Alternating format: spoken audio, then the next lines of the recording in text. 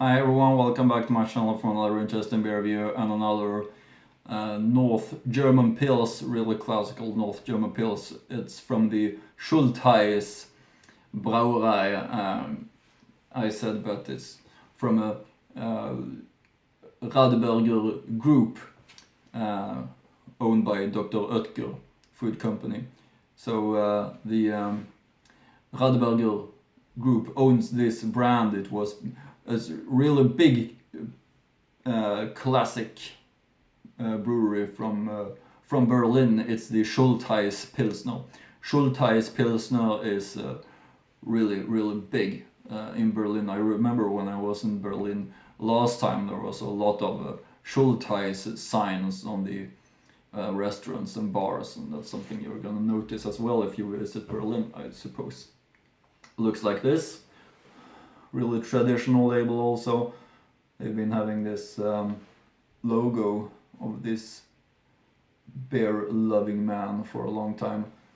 Show you the back label, of course, also as well, of the Schultheiss Pilsner, and the cap, which looks like this. I'm gonna speak about continue or start with speaking a little bit about, or quite much this time, about the history of the brewery. This is a very long text. I should mention it's gonna be the longest history this far on my channel for a brewery, but I'm reviewing some other beers which belongs to the Berlin group or Berlin part of the Radeberger group. It's the Berliner Kindle. I reviewed their Jubiläumspilsner, and I'm gonna review their normal pils in the future, and the Berliner Pilsner. So the Berliner Kindle, the Berliner Pilsner, and I did also show up in one of those reviews the Berliner Bürgerbräu bottle, which I'm gonna review in the future, and this one, the Schultheiss, which I'm reviewing at the moment. So it's 4 in Berlin, which are really big and traditional and belongs to the Radeberger group.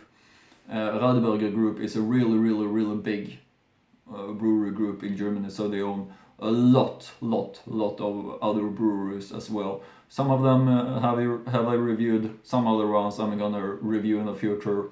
But feel free to check out the Radeberger group also on the list of breweries that they have. It's a lot of traditional breweries. But over to the history about the Schultheiss brewery. Really interesting. If you've been to Berlin, you feel the Berlin atmosphere, the old buildings and so on. And many of these buildings, at least some of them, has been used by Schultheiss. They've been moving a bit, having different production for different things in their beer at different places, and you know Berlin has a quite chaotic history. But I'm gonna read through that. Schultheiss is one of Berlin's classic beer brands and was previously a brewery group. Schultheiss held a dominant position in Berlin from the beginning of the 20th century until the 1990s, with a market share of 60%, and owned most breweries in Berlin and the rest of Germany. For a period, it was Europe's largest brewery and the world's largest lager beer brewery. In 1972, they merged with Dortmunder Union and formed the group, which later became known as Brau und Brunnen. Schultheiss is currently owned by Radeberger Gruppe, which is a part of Dr. Oetker, as I mentioned, and is brewed together with the Berliner Kindle and Berliner Pilsner beer brands in the Berliner Kindle Schultheiss Brauerei. Schultheiss was founded in 1842 by the pharmacist August Heinrich Prell as Brauerei Ausschank August Prell. Neue Jakobstraße built a brewery, malt house and refrigerator, Kühlschiff in German, where so-called Bayerisch beer was produced. The success came quickly. In the 1,500 hectoliters produced in the first year, Schultheiss was one of the first breweries in Berlin to produce fermented beer. From 1853, the name Zum Schultheiss was taken over by Jobst Schultheiss and was then a small brewery in Berlin.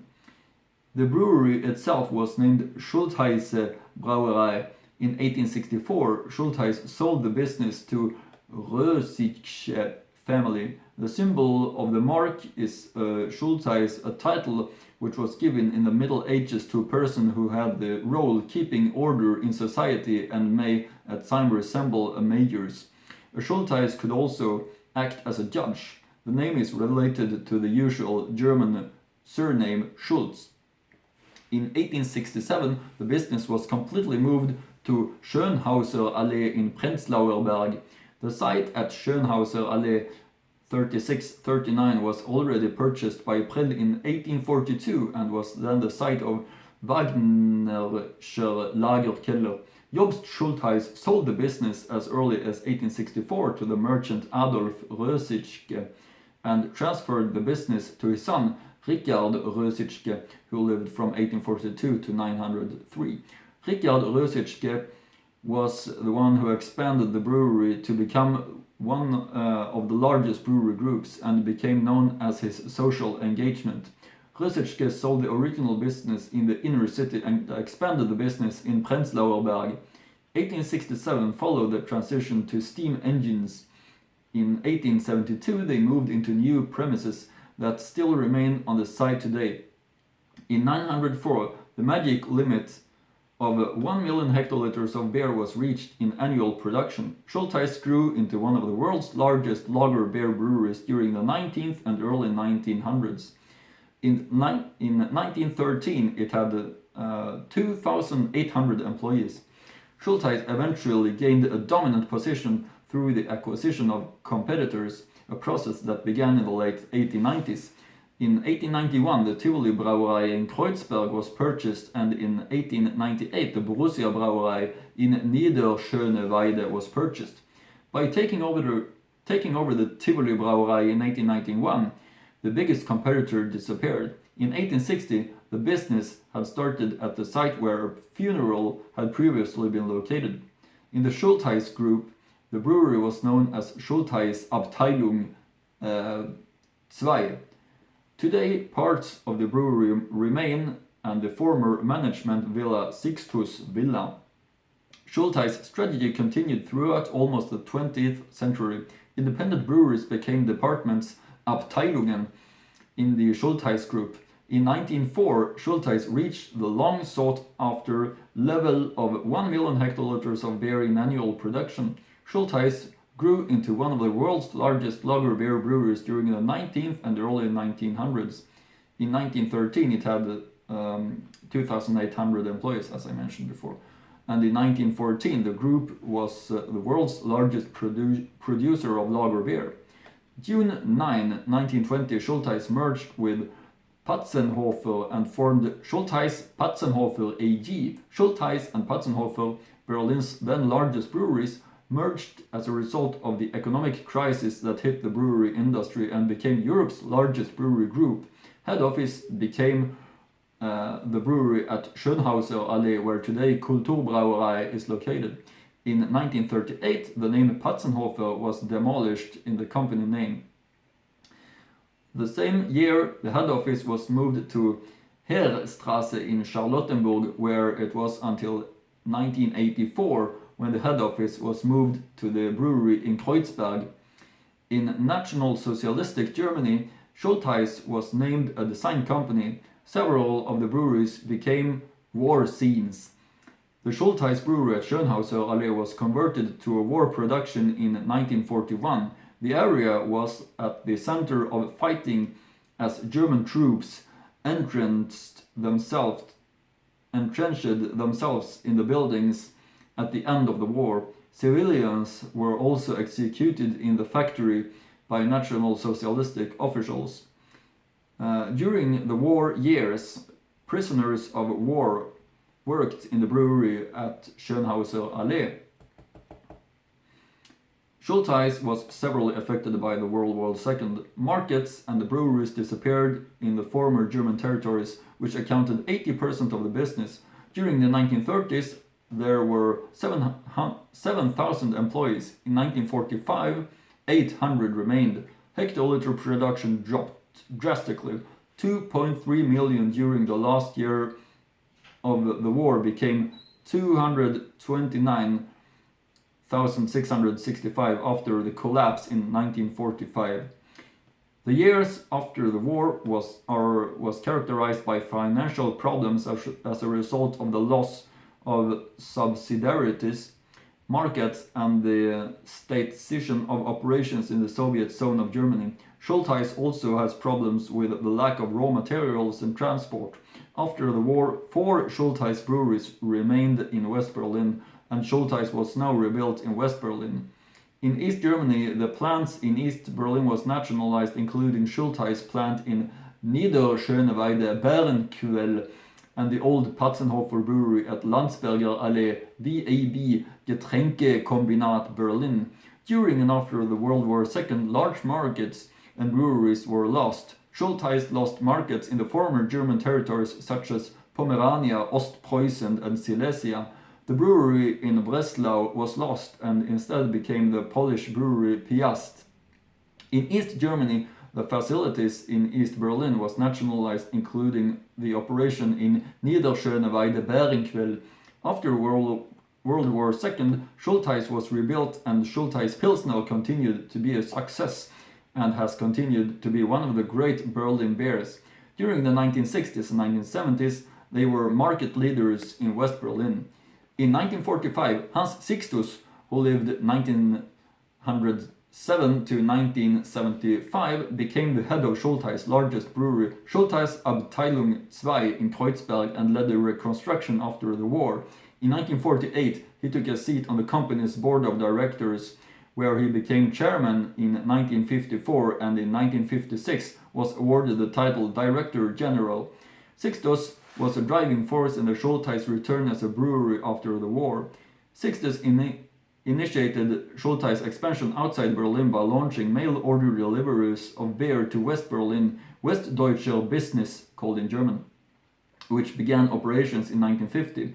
Edward von Schwarzkoppen was also in the executive management, who has been a member of the board since 1934 and was interned for 5 years after the war. During the 1960s and 1970s, the Schultheiss Group under Sixtus' leadership dominated the beer market in West Berlin. In 1960s, just over 60% of Berlin's beverage market was held.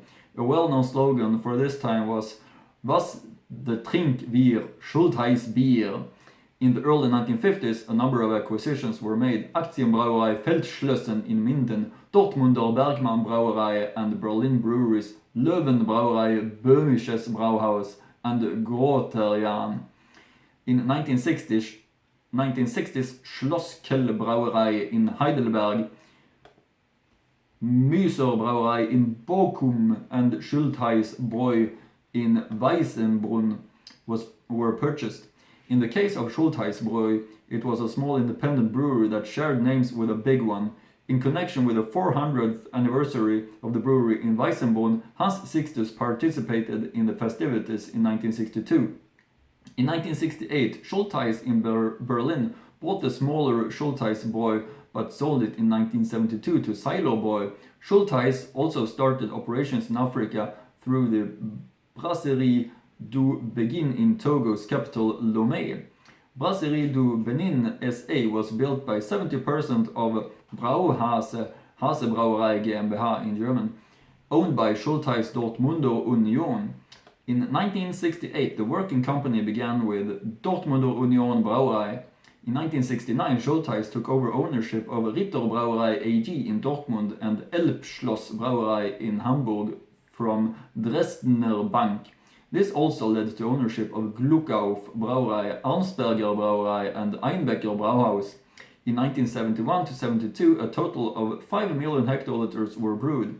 In 1972, Schultheiss and Union Brauerei in Dortmund formed Germany's largest beverage group, Dortmunder Union Schultheiss AG. In 1988, the group changed its name to Brau und Brunnen. Malt beer producer Groterian in Berlin-Wedding was bought in 1968 and closed in 1978. The same happened with the Löwenbrauerei Böhmisches Brauhaus, which Schultheiss bought in the same year and closed down. In Kreuzberg Brewery, Europe's largest bottle filling plant was inaugurated in 1978. The new plant made operations more efficient and reduced the need of staff. The closures of the Groterian and Löwenbrauerei Böhmisches Brauhaus meant that the staff transferred to other breweries. In 1989, Schultheiss became an independent part of the Brauenbrunnen Group. In connection with the 150th anniversary celebration in 1992, a brewery museum was also opened in one of the old premises of the old brewery in Kreuzberg. Schultheiss closed down the plants in Schöneberg, Spandau, Schöneberg 1990, Spandau 1992, and Kreuzberg 1994. The facilities were closed down in the 1990s, were all built in the 19th century and the beginning of the 20th century, and was outdated. At the same time, Berliner Pilsener was acquired and the head office left Kreuzberg and moved out to today's Berliner Kindl Schultheiss Brauerei in Alt-Hohenschönhausen in 1995. In 2004, Schultheiss' parent company Brauenbrunnen was acquired by Radeberger Gruppe, and the brand was gradually integrated with the previous competitors, which they also bought. In 2006, Berliner Kindl Schultheiss Brauerei GmbH was created, and today the classic Berlin beers, Schultheiss, Berliner Kindl and Berliner Pilsner, are brewed in the same brewery, Berliner Kindl Schultheiss Brauerei in Alt-Hohenschönhausen, together with other niche brands, Rixpils, Rixdorfer, Märkischer Landsmann, Berliner Bürgerbräu. The last one was the fourth one I mentioned in the beginning. However, classic brands such as Patzenhofer and Engelhardt, which was also called Charlottenburger Pilsner, have disappeared. Quite sad. Schultheiss is currently only available in one variant, Pilsner, while Berliner Kindl is available in a number of variants, including Radler Export Pilsner Weisse.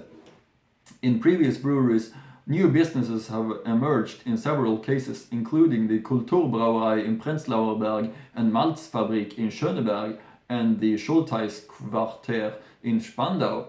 The Schultheiss brewery on the Metfesselstraße in Kreuzberg was also rebuilt into a residential area, Victoria Quartier.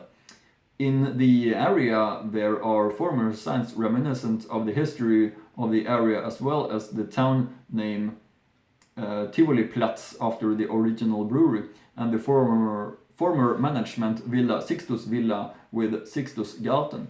So that's the long history.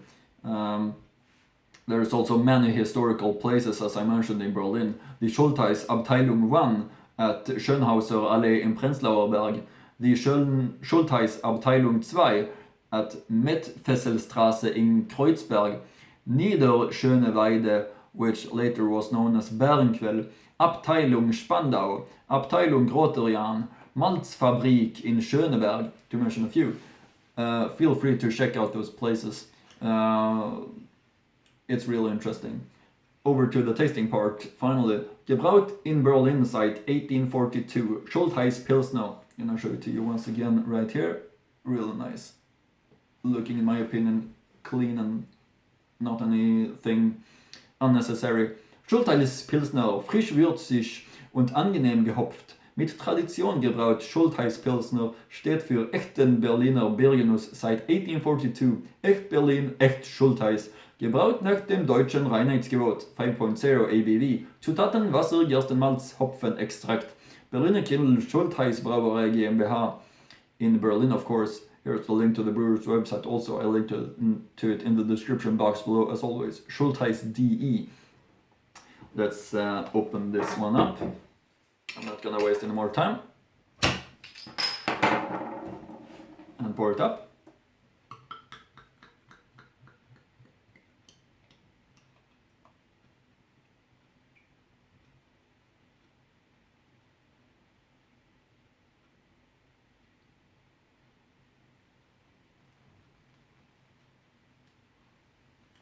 There we have it. The Schultheiss Pilsner, really great. I'm also satisfied with the pouring this time, I should mention. And you can see the pale, very pale, typical Berlin style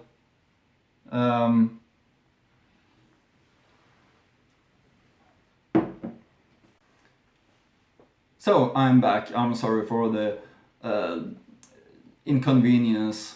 It was not enough time, so I had to delete some files. But I'm gonna try this beer, of course. You see, really nice looking color of this one, all the small bubbles. As I said before, really typical North German style of this one. I'm gonna get the aromas as well. Really fresh, nice, typical hops taste. That's what I'm always returning to while I review a pils. It's the nice hops taste. Let's taste it. Prost.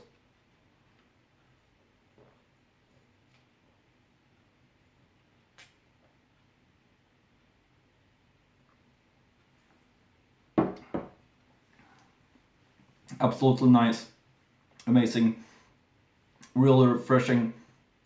I really love these North German pils. Have this nice, really well balanced hops taste to them. Really something that's easy to appreciate for me. Really well balanced and real nice hops taste is really great. Yeah, it's a classic one. One that I really recommend you to try.